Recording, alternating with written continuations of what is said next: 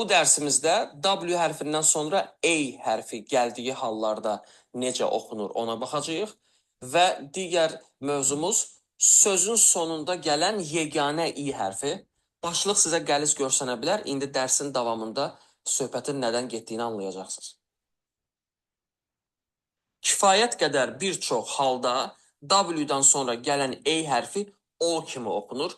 Çox işlək sözlərdə rastınıza çıxacaqdır. Hər zaman belə deyil, amma ciddi formada çox sayda sözlərdə W-dan sonra gələn A hərfi O kimi oxunur. Nümunələrdə baxaq.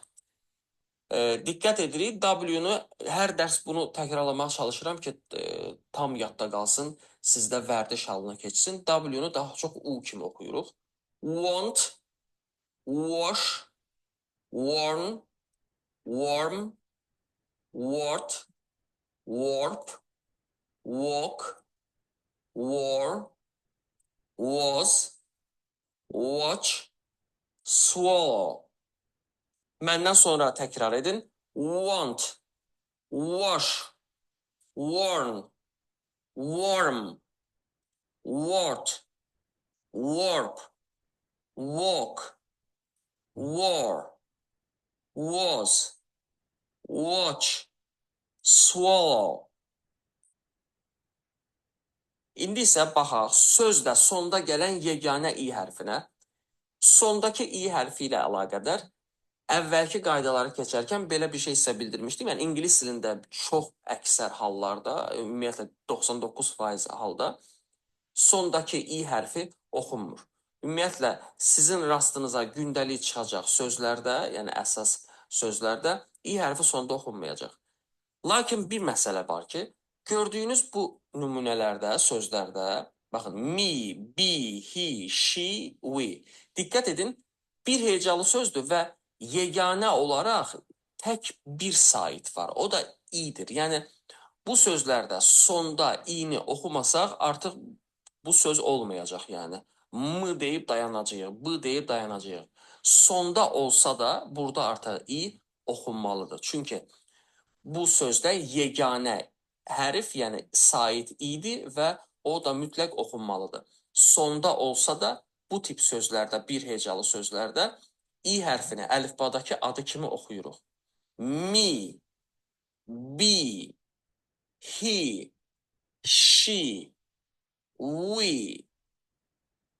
Me, be, he, she, we. Sağdakı nümunəyə baxın. Yəni burada sehirli i'dir. Oxumağa ehtiyac yoxdur, oxunmayacaq. Çünki onun funksiyası özündən əvvəlki gələn hecadakı saitin əlifbadakı adı kimi oxunmasıdır. Name.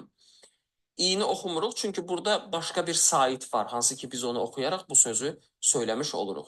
Name.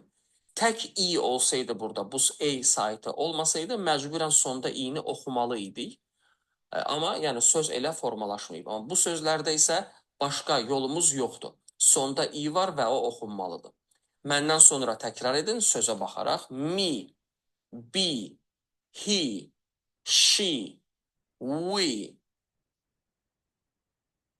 Əvvəlki dərsimizdə keçdiyimiz qaydalara aid söz nümunələrini sürətli şəkildə təkrar edək.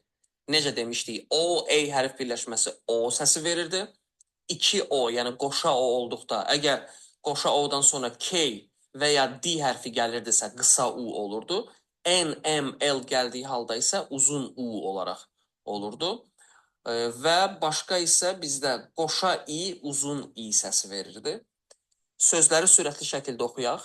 Roast, call, look, lawn, goal, wood, coat, book, road, toast, deep, soap, need, cocoa, soon, oak, goat, sea, loaf, sock, load, speed. İndi isə yenə həmin sözlər, amma köməkçi hərflər rəngli formada deyil. Yəni rəngli hərfləri görmədən bir daha məşq edək. Siz oxuyarkən həmin o funksional, yəni vacib hərflərə diqqət edərək oxuyun. hərf birləşməsini sözün içində görməyə çalışın. Yəni rəngli olduqda daha rahat olur sizə görmək, amma indi çalışın hərflər rəngli olmadan onları görməyə. Roast, call, look, lawn, goal, wood, coat, book, road, toast, deep, soap, need, cocoa, soon, oak, goat, see, loaf, soak, load, speed. Digər qaydalara, köhnə qaydalara aid nümunələrə baxırıq.